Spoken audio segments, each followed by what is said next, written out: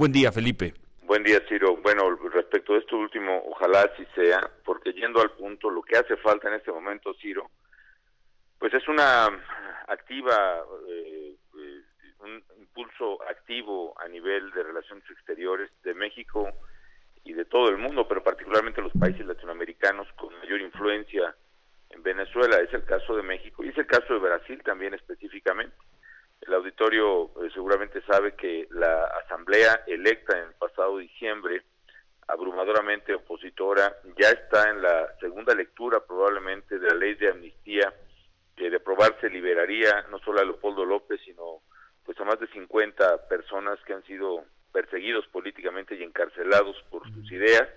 Sin embargo, amenaza el gobierno con vetar o con anular a través del tribunal creado a modo de Maduro, con cancelar esa libertad. Y la reflexión para mí, pues son muchos, esa es la reflexión, pero también muchos sentimientos encontrados, Ciro.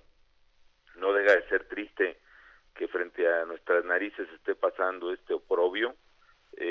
No niego que hay otros países que seguramente tienen esos problemas, que digamos, Corea del Norte debe ser mucho peor, etcétera, pero Venezuela está cerca de nosotros. Venezuela es un país sobre el cual México puede tener influencia. La opinión pública internacional está consciente del tema y es algo que se puede arreglar. El propio Estados Unidos debiera ser mucho más activo en este tema y parece que el legado de la administración Obama se quiere limitar nada más en Latinoamérica al tema de Cuba y quizá al tema de la paz en Colombia, los dos con pues muchos asegúnes, pero en fin, como que parece que no le importa mucho el tema de Venezuela, lo cual pues es una tristeza y una causa de indignación. Ahora, el gobierno mexicano, el comunicado de la Secretaría de Relaciones Exteriores después de la reunión de la canciller Ruiz Massieu con Lilian Tintori hace 2 lunes celebraba el voto de los venezolanos el 6 de diciembre pasado y se comprometía a estar atento al curso de los procesos legales allí en Venezuela. A eso es a lo que me refería. Ahora vamos a ver si todo queda en ese comunicado o hay una acción o hay una posición más activa. No, y sin duda fue un avance que todos debemos reconocer, porque la postura anterior había sido ni siquiera recibir a esta gran activista que es Lilian Tintori, que es una mujer que ha sacudido conciencia en todas partes. Ahora, si ocurre este impasse, Ciro, en donde la Asamblea ya vota una ley de amnistía para estos presos, y a pesar de eso, de facto, prácticamente se les niega la libertad, yo creo que la actitud responsable para todos no es simplemente pues estar atentos e invitar al diálogo. Yo creo que hay que, honestamente lo digo con mucho respeto, pero sí es importante que si se da una nueva situación jurídica, pues todos tengamos mucho más actividad, mucho más eficacia, y me refiero, todos me incluyo, no sabría qué más podamos hacer. Sí, pero el gobierno, lo sabes, tú lo sabes mejor que nadie, está limitado por una gran cantidad de factores, de hechos, de decisiones y de intereses. ¿Hasta dónde puede llegar en este momento, 2016, el gobierno mexicano, en el caso de Venezuela? Honestamente, el gobierno no tiene nada de qué preocuparse, yo creo, en ese sentido. Ha sido muy cauto, y hay una carta democrática en la OEA y hay una serie de instrumentos jurídicos del derecho internacional que permitirían con toda solvencia y autoridad legal y moral, diría yo, estar atento, así como se dijo estar atento, pues estar atento a que se cumpla ahora la ley en Venezuela.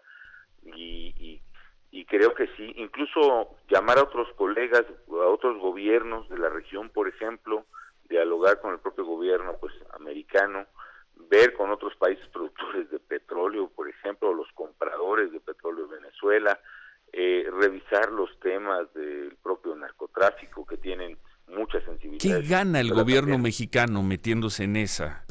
Tú sabes que es Venezuela, pero también es La Habana, Felipe.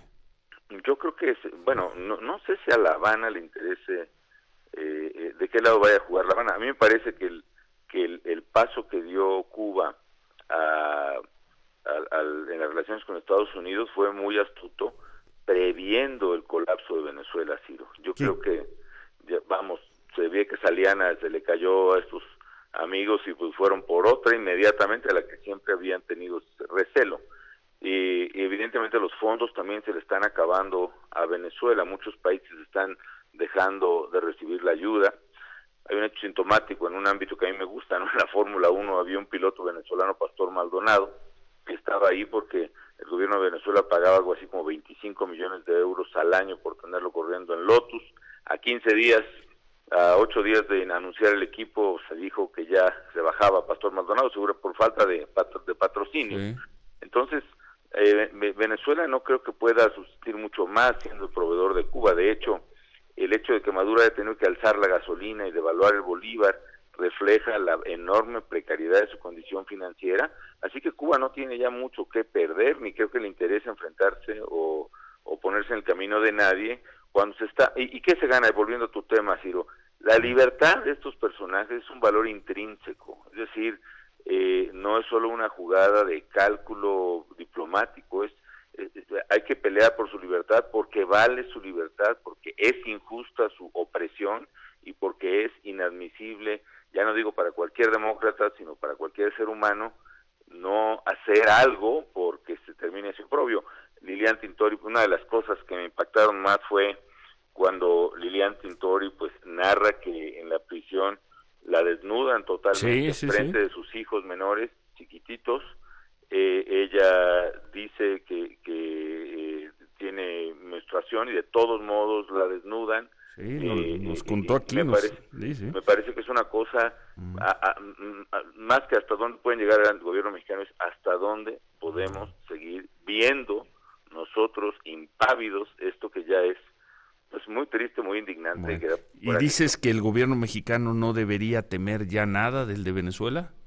Pues no, yo no veo que pueda ocurrir, francamente, más allá de un discurso de Maduro que pues es un espantajo que ya no asusta a nadie, ¿no? Bueno, pues te agradecemos mucho estas palabras, Felipe. Nada más ahora sí que aprovechando y sabemos que vas a tomar un avión, el Papa Francisco dice que Donald Trump no es cristiano y Trump le contesta, el Papa desearía y rezaría porque yo fuera presidente si el Vaticano fuera atacado por el Estado Islámico.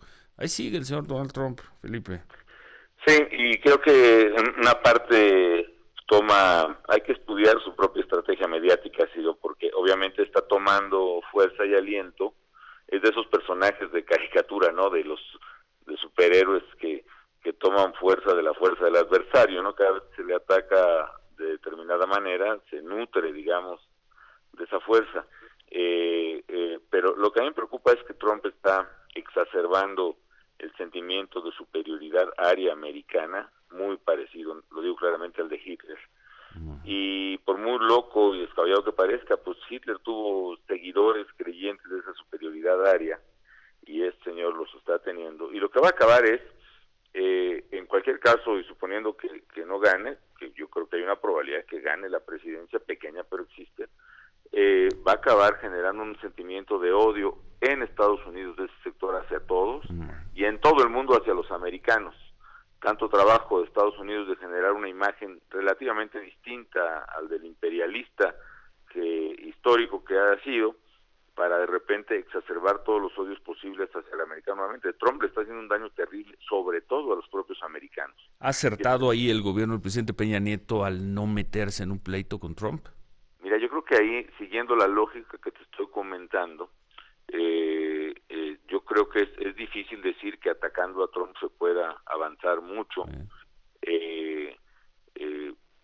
Y en ese sentido yo creo que sí, es un tema estrictamente de elecciones internas, pero creo que muchos actores podemos alertar de los riesgos, señalar lo que no nos parece, pero no necesariamente. Creo que en ese sentido el gobierno tiene una parte importante de razón al ver que esto forma parte de una estrategia de campaña y no caer en la campaña.